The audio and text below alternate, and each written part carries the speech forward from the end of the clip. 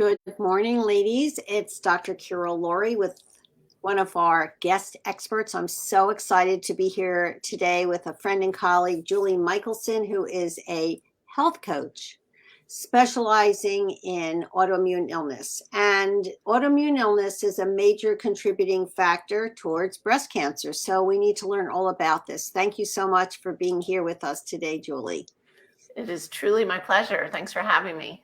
So when somebody comes in to your virtual or clinical practice, I know you're located in Colorado, but you work everywhere, as do I, through the beauty of the online world. So what are some of their, notice I'm not using the word complaints because they're not complaints. What are some of the side effects or the symptoms that they're talking about? And where do you start? I think one of the most, or the two most common things are fatigue and pain. And with the fatigue, often you hear, women have a hard time communicating with their healthcare providers. That difference. If I hear one more time, oh, well, you have kids, of course you're tired. Oh, that's so dismissing. That really is upsetting. That's very dismissive. Don't let doctors treat you like that, ladies. And we know the difference, right? We get that sense when there is something more going on versus I didn't sleep well last night. Of course, I'm tired. It's a different thing. That tends to be just an umbrella symptom of autoimmune. And any chronic illness, there's this level of fatigue that we all battle. And pain and joint pain and muscle pain and head pain and neck pain. I mean, pain is a symptom of inflammation and inflammatory process. Yeah. And it's difficult when we're in it to realize that it's, these symptoms, complaints, whatever you want to call them. Not complaints. It's communications from our body.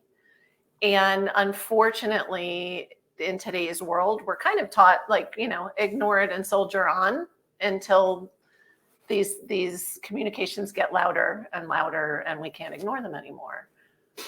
Yeah, I like that. We're dismissed. Oh, it's just take some ibuprofen, or this is even worse for me. Well, let's just write you a prescription for some antidepressants. I knew you were going there. It's the most common. Crazy. Yes, and it is. It's the most common, really prescribed. When they don't know what to do, they'll offer an antidepressant. Don't do that, ladies. Yeah, that's really trust yourself. Bad medicine. That's not healing. That's going to make things worse, right? Absolutely. It's just masking. And it's dismissive. And I wonder how many men they give antidepressants to. Not nearly as many. Right. That's research. So we have pain, we have fatigue, and then I'm sure you dial in as to where it is in the body. Where do you see most of these, the pain? Honestly, I take the perspective, it almost doesn't matter. So it doesn't matter. So my personal journey is rheumatoid arthritis, some pain in small joints. By the time I turned things around, I really had pain everywhere. That's, I think, probably the most common now. They'll throw the term fibromyalgia at people. Oh, I call that the trash can where they put, I don't mean to be dismissive of that. No, it's because it's a horrible. You don't know what you have. So they go, well, let's call it fibromyalgia. Because the model is they need a diagnosis. And so to me, when somebody says they have fibromyalgia, it tells me their doctor doesn't know where their pain is coming from. It's really... and there are actual clinical diagnoses of fibromyalgia. I'm not talking about that. I'm talking about everybody. They threw that label at me when my rheumatoid arthritis was out of control. My thyroid was not being treated properly. And I had this kind of all over pain that they knew of disaster, right? Yeah. Yeah. And so they were like, oh, well, you have fibro now too. I'm like, okay, well, so I don't really focus on which body part or what is that manifestation. And I think this is really part of that overlap between autoimmunity and breast cancer. Is these same drivers. We're really talking about chronic inflammation. Yes, 100%. And I want to just say that I was just listening to this Cyrex Lab presentation about their new test called the lymphocyte map. And they were talking about the lymph and the T cells and the CD4 and the CD8 and all of that, and what happens with cancer and especially COVID and autoimmune illness. And it's a new test. So it's interesting. I'm going to start ordering it for women I work with. And it's something that you could look into, because the thing about fibromyalgia and chronic fatigue and autoimmune is there's clear evidence in your body of inflammatory process. It's not like some touchy-feely, oh, we're making this up. Right. Right? Yeah. Yeah, absolutely. And there are different pathways. Somebody just said that to me recently. I was fighting a bug and they were like, really? You can't take, those immune boosters? I've been free of autoimmune symptoms, thank goodness, for years. But I still know, for me, I don't want to overactivate my immune system. That's just how my body is. And so I try to be careful. There are things I do if I feel like I'm getting a bug to support myself, but I tend to avoid those real activators. And then some people with autoimmunity do fine with that. So it's really, I'm a kind of a little bit of a test junkie. I love data. And I just think that these newer tests, this functional medicine testing, we're learning so much about these processes that helps us. The hope is, I know your hope, my hope is prevent. Like, let's just reverse this trend of more and more and more illness and prevent it. I think that it's very interesting when you are able to do full panel functional medicine testing. And this is the difference between a rheumatologist or a medical oncologist and someone such as myself and Julie. We want to dive underneath the hood. Yeah. And look at the whole body. Yeah. When you go to the regular doctor, they're just looking at the car from the outside. I'm taking apart that engine. And that is the beauty of functional medicine testing. And functional medicine testing is real. It's not like made up. It's not weird stuff. It's based on science and research and references. Sometimes it's covered by your insurance and sometimes it's not. That's part of the difficulty I think women have. It is, it can be challenging and depending on insurance and coverage. And, sometimes we can get creative and order panels from, one lab company and it's covered versus another. And so having that understanding, it's a process, but certain areas of the testing to me I literally just had somebody that I met with email me and say, I want to just, I've heard what you said and I've been listening to your podcast and I think toxins are really a big problem for me. So can you just guide me? Because the testing is expensive.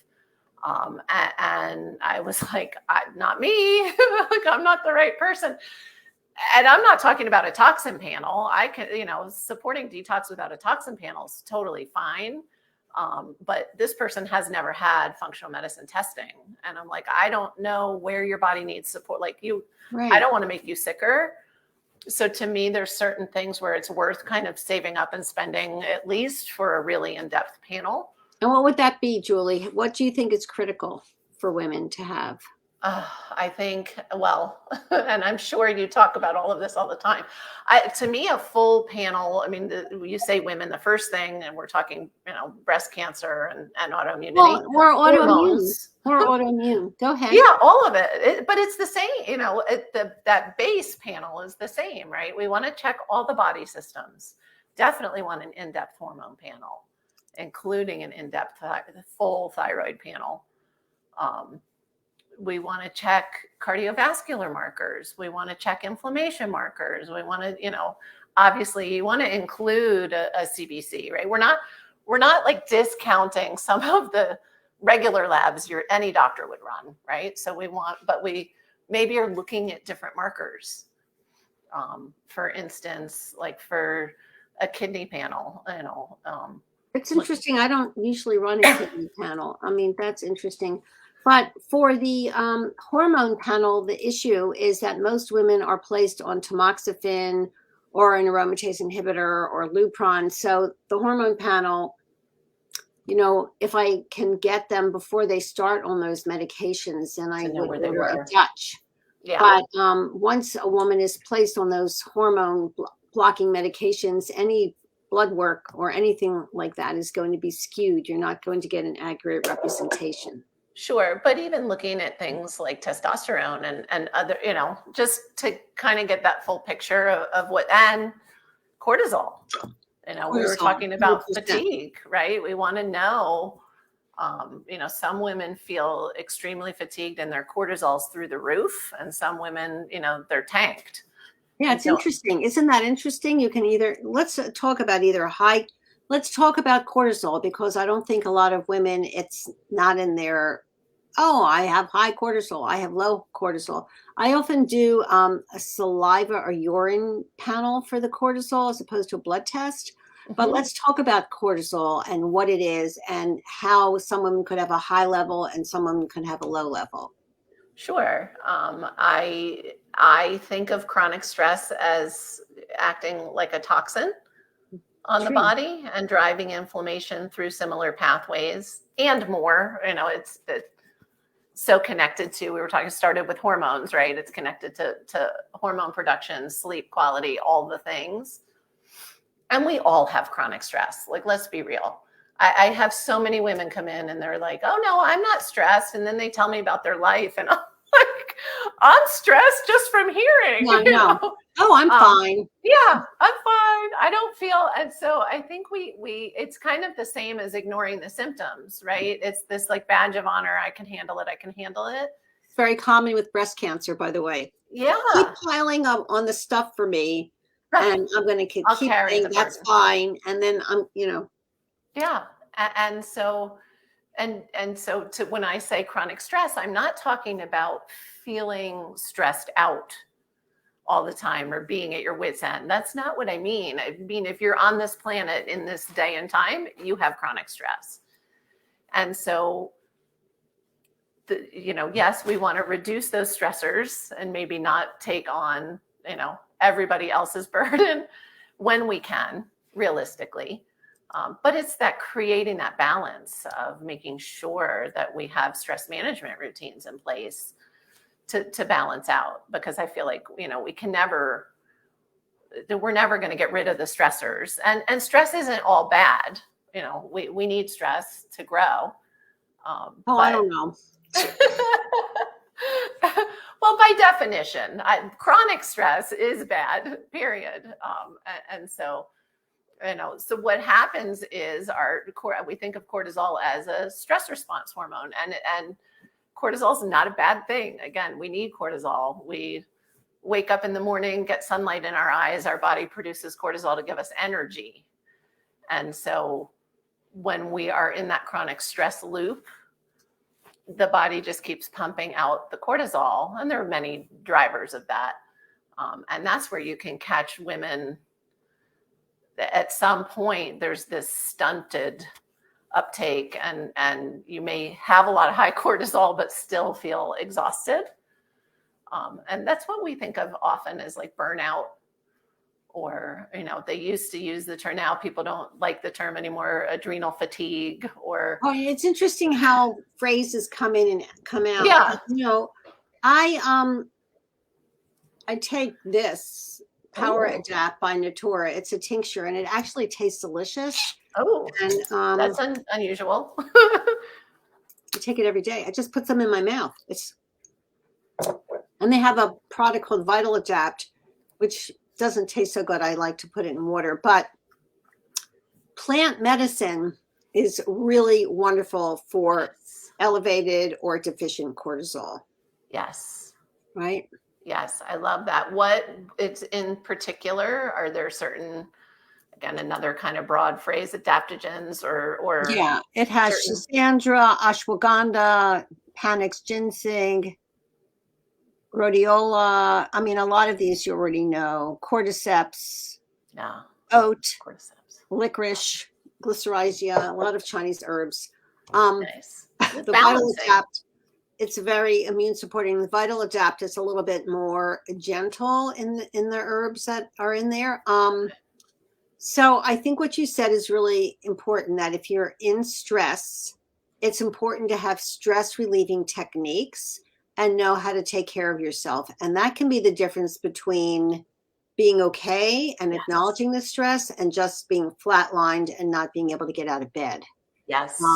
And you want to reduce the volume of your adjusting to your stress so that you can have a real honest assessment in your body about where you are and say, you know, this is not going so great. I need help. And that's when you reach out to someone like Julie. There's a thing with breast cancer where women think that they should be able to do everything themselves. Oh, yes. And that's very dysfunctional and not real. I mean, do you think you need to fix your car yourself, your teeth yourself? I mean, why is it that women with breast cancer have a hard time asking for help? It's part of the energy of breast cancer. I see it a lot. Yeah, absolutely. And we do tend to, certain personality types end up evolving with certain specific illnesses. And again, there's that overlap between autoimmunity and breast cancer. And this is why I love what you do, because I see all too often somebody who, survives breast cancer. It's, seems like they think they're doing okay. They haven't made any of the lifestyle changes. 100%. And then they show up at my door with autoimmunity because they didn't address those drivers to begin with. That's why we have these conversations. Exactly. This is a really important component in the conversation I'm having with Julie, and for you who are listening live and later. Once you've had breast cancer and you go through regular oncology treatment, it's more than taking a pill like tamoxifen or aromatase inhibitor. You need to, if you want to continue to have a healthy and vibrant life and even recover your life and recover your health and restore your life to a higher level than it was before you were diagnosed, you need to make lifestyle changes. And really, I have women say to me, well, I just want to go back to the way it was before. And my response to that is the way it was before contributed to breast cancer diagnosis. So the way it was before, something had to be off or out of alignment that you weren't able to see or pay attention to the clues.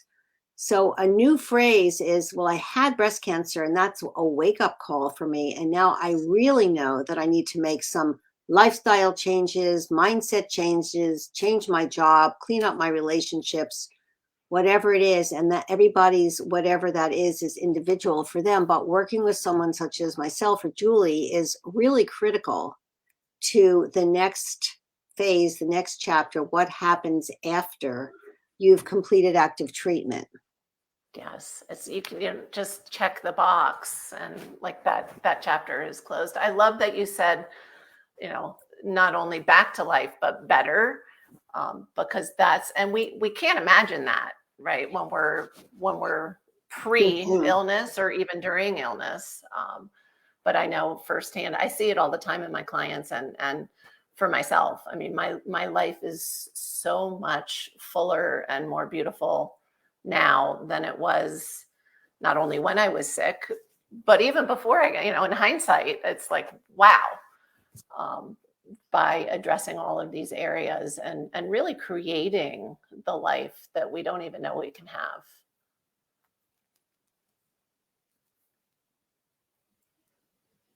So the hindsight, I'm sorry. Yeah.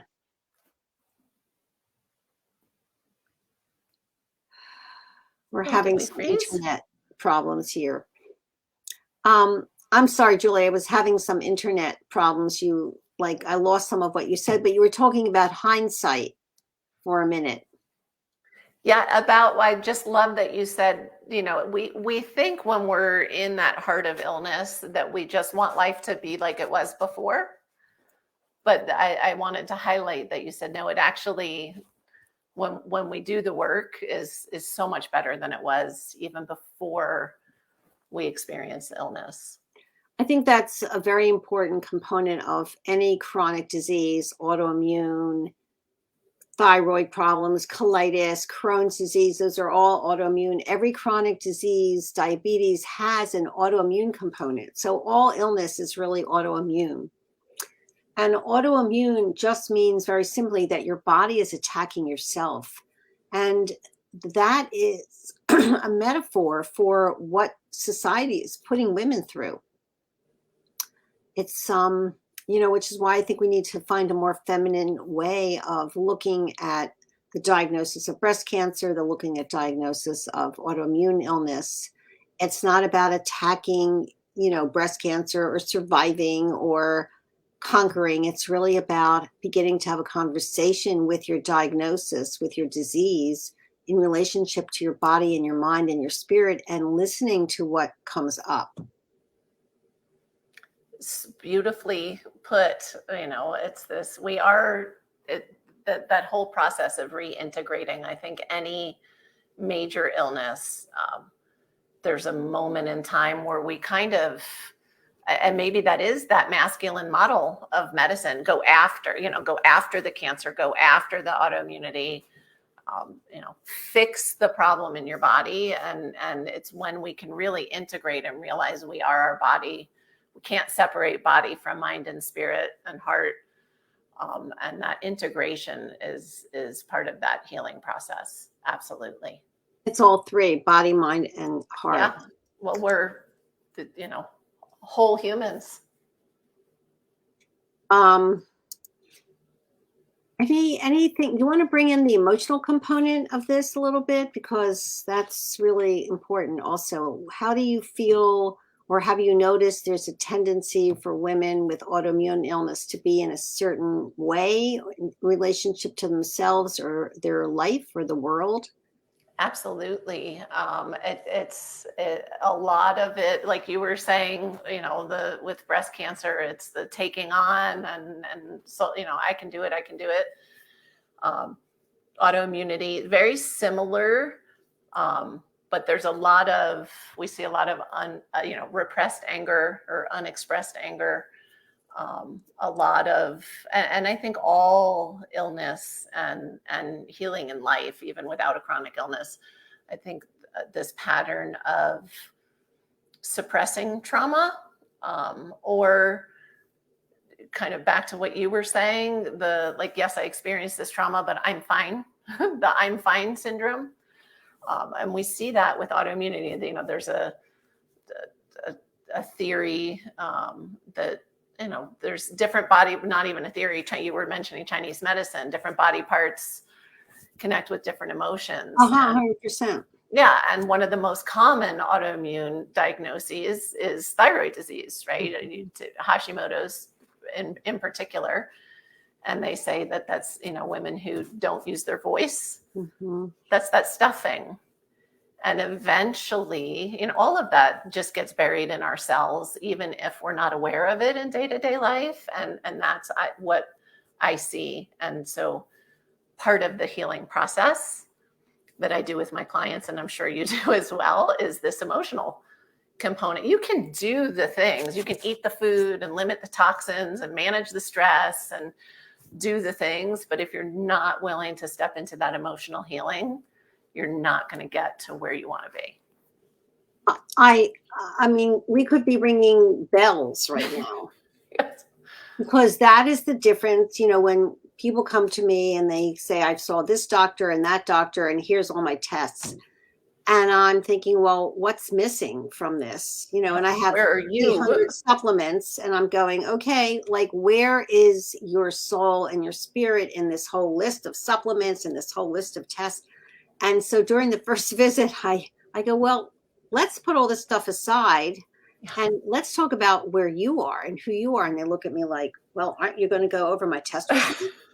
And aren't we going to do my vitamins? And I go, yes, but first we're going to address this, because that's why you're not, quote unquote, better. That's why you haven't recovered your health, because you have to bring in the emotional component of illness, diagnostic disease, and wellness, and the messages that your body has been giving you in order to fully recover, right?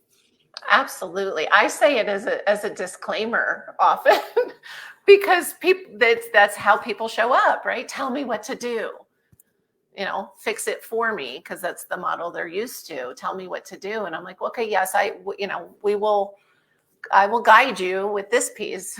However, here's my disclaimer. This is the piece, because I do feel like, both of us are working with people that not wanting to deal with that stuff to begin with is how they got to our doorstep. I think that's accurate, and I don't want women to listen to this feel badly. Well, I got it's breast not cancer. a blame. It's not about that. There's no one thing that contributes to chronic disease. There is no one thing.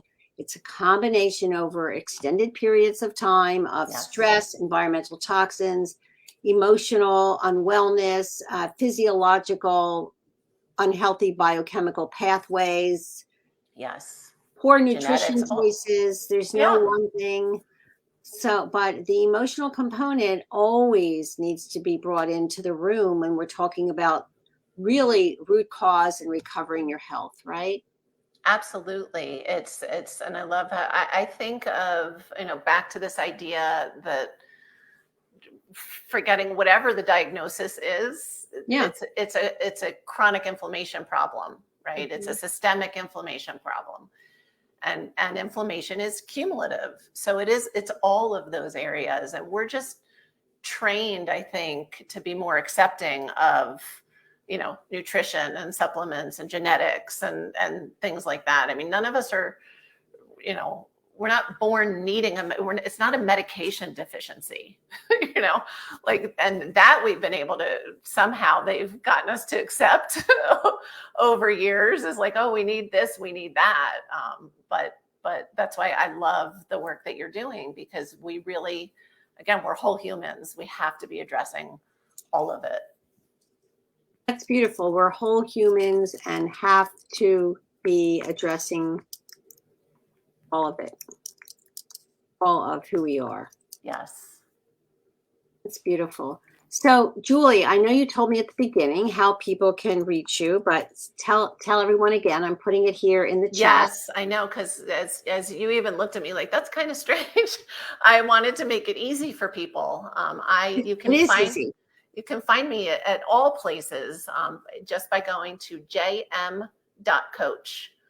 That is super easy, ladies. It's the easiest thing I've heard in a long time. jm.coach is the way to reach Julie. And Julie is a dear friend and colleague through this community I'm part of professionals who are committed to bringing our work to the internet so women throughout the world can find us. Yes. And I encourage you that after your work with me, if you feel like you need further diagnostic and, in-depth work, Julie and I are two peas in a pod, and I'm happy to be in a pod with Julie. Likewise, reach out to her, and, don't give up. Do not give up. There are, and nobody is the right fit. No path is the same for everybody. So I say just, keep searching for your answers. And I'm with you that I think both of us share the main message. This is why we do what we do, and why we do it on the internet is that healing is not only possible, but is available. And so keep searching.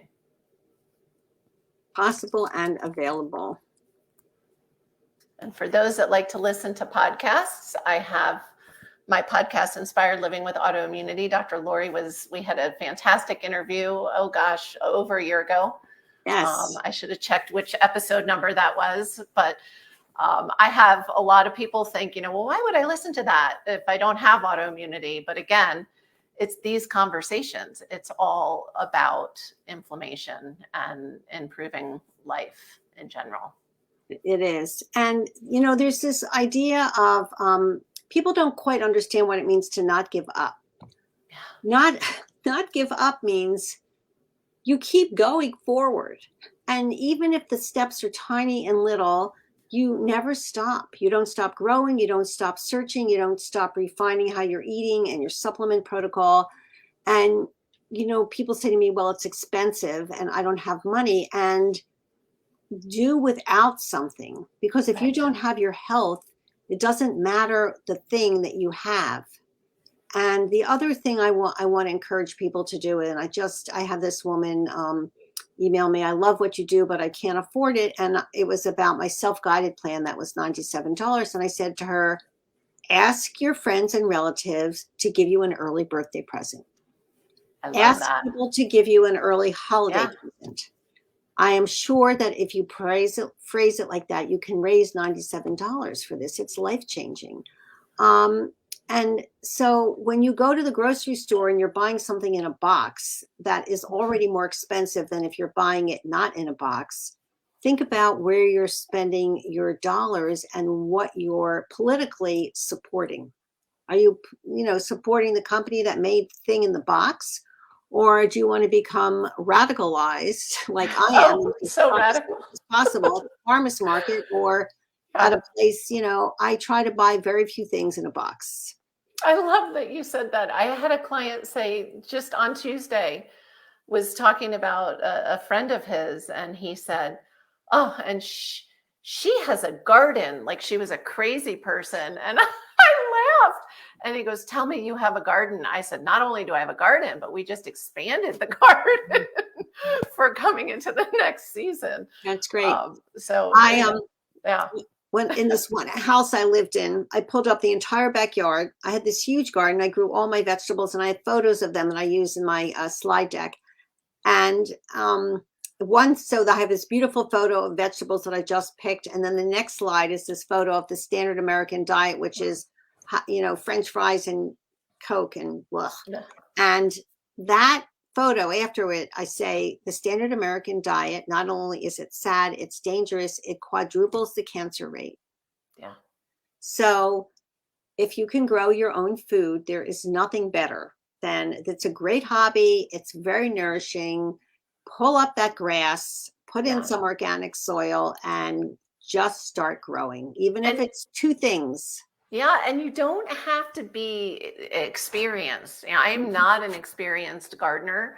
I joke, it's like survival of the fittest in my garden. And we always just have an abundance all through summer of vegetables. I mean, there's nothing better than walking outside for dinner.